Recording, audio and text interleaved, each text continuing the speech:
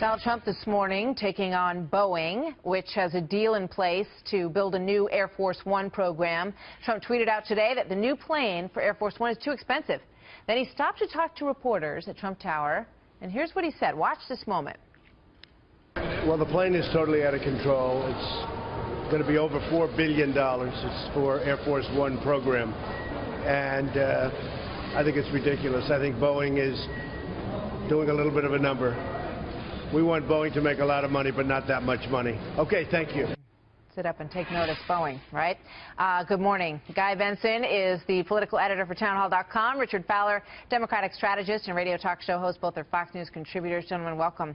Good to have you with us this morning. You know, it's so interesting to watch Donald Trump in action, because what we're learning here is that none of these off-the-cuff comments are off-the-cuff at all. He walked over to the reporters. They asked him one sort of general question about who was coming through today. He said, yeah, they're all great. And then he waited for the reporter who was going to pipe up and say, hey, what about that tweet that you mentioned this morning about Boeing? And then he delivered the message that he no doubt walked into that lobby to deliver. Guy, what does this signal in your mind? Yeah, the tweet and then waiting for the question, obviously deliberate and planned.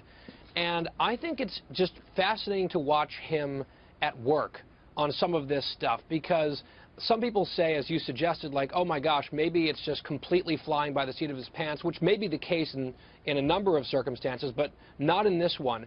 And I think what's particularly interesting about what he's done here is he's taking one relatively small line item that is a rounding error in the federal budget, but it's one that involves sprucing up a plane that he's going to fly on, right? This is something that sort of benefits him. It reminds me of him saying he doesn't want to take a presidential salary. And he's sending a message, not just to Boeing, saying, hey, if this is getting a little over budget, let's rein it back in. He talked a lot about, you know, being under budget and ahead of schedule on the campaign trail and his private sector stuff. He wants to transfer that over to his job as president. And I think that he's also sending a message to voters saying, I'm going to keep an eye out for you and your pocketbook, even when it would benefit me, a huge program like this. You know, but when you dig into this, there's even more here. And that was the case with the carrier situation as well. So he used the carrier jobs, which was, you know, great for those 1,100, however many people were affected, and their jobs were saved, Richard. But it goes back to United Technologies, which is a defense contractor for the United States government. Now here, when you dig into this Boeing comment on Air Force One, there is another deal that has been in the works to move the construction of F-16 fighter jets to India, and that's a Boeing project as well. And you look back at something that President-elect Trump said a month ago, and I want to quote this. He said, we're living through the greatest jobs theft in the world. He said that American companies have laid off workers and moved jobs to India, Singapore, and Mexico. India, Singapore, Mexico. So watch those countries. It's getting worse and worse and worse. So this is fascinating, because he may also be after that project movement as well, Richard. Well, I think you're right, Martha. And this is the type of Donald Trump that me as a Democrat can live with. It's Donald Trump that goes out there and says, this is a bad deal for the American people, and guess what? As president, I won't let that go through. So I think this is good. And I think to speak to your next point is the idea that we are making our military weapons overseas is shocking, and Boeing should be ashamed of themselves, and maybe Donald Trump is the one that holds them accountable. But that was an Obama-sanctioned project. They feel that it improves the relationship with India to have those fighter jets made in India, Richard.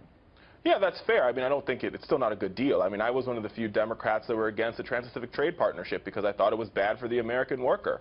And Hillary Clinton said the same thing. But this is why, you know, when you think about this election, you do a post-mortem and you talk to folks in Ohio or you talk to folks in Wisconsin or in Macomb County in Michigan. This is why they voted for somebody like Donald Trump. Not that I agree with all of his policies, but he feels as though what he did today was he talked to them. He said, listen, $4 billion for a plane that already works pretty well. It seems to be a waste of money when that money could go into funding America's infrastructure. Now, what I hope Democrats will do is, one, they need to hold Donald Trump accountable, but two, when this infrastructure bill comes to the Congress, which it will in the next couple of weeks when he's president, Democrats should support it, but they should say, listen, let's do this in a way that truly works for the American people. Let's work with labor unions to make it a reality. Let's work and make sure we're employing minority contractors. So that's where I think Donald Trump could actually make some ground up here with a lot of Democrats who are depressed and demoralized from the Hillary Clinton defeat. Great point, Richard. We'll see if that's how it plays out. Guy and Richard, thank you very much.